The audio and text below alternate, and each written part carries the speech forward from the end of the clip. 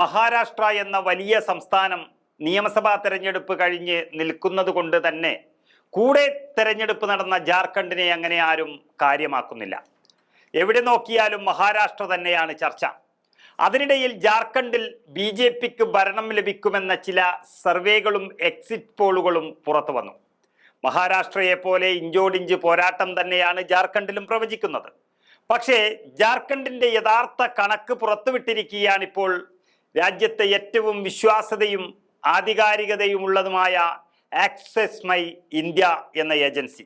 അവരുടെ exit poll ഫലം പുറത്തു വന്നതോടുകൂടി BJP ക്യാമ്പിൽ തന്നെ പ്രതീക്ഷ മങ്ങിയിരിക്കുന്നു.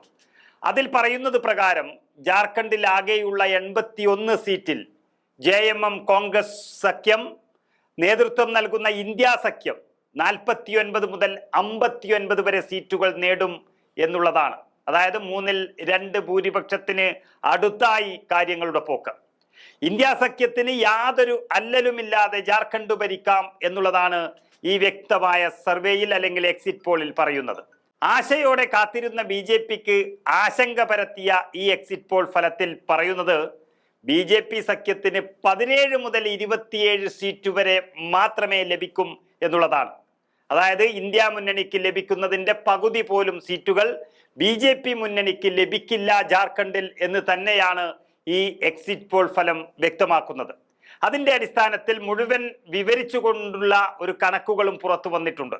അതായത് ഇന്ത്യ മുന്നണിക്ക് 45%, BJP മുന്നണിക്ക് വെറും 37% വോട്ടുകൾ പ്രവചിക്കുന്നത്. അത് തന്നെ കുറച്ചുകൂടി വിശദമാക്കി പറയുന്നുണ്ട് ഈ ഫലത്തിൽ. അതായത് ഒറ്റയ്ക്ക് ഏറ്റവും അധികം വോട്ട് ഷെയർ ലഭിക്കുന്നത് BJPക്ക് തന്നെയാണ്.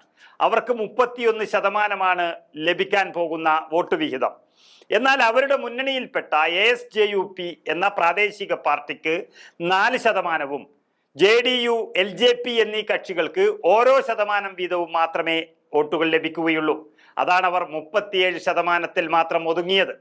എന്നാൽ മറുഭാഗത്ത് ഇന്ത്യ മുന്നണിയിൽ JMMന് 28%, കോൺഗ്രസിന് 13% വോട്ടും ലഭിക്കുകയാണ്. ഒപ്പം തന്നെ RJDക്ക് 4%, CPIMLന് 1% എന്നിങ്ങനെയാണ് വോട്ട് വിഹിതം ലഭിക്കാൻ പോകുന്നത്.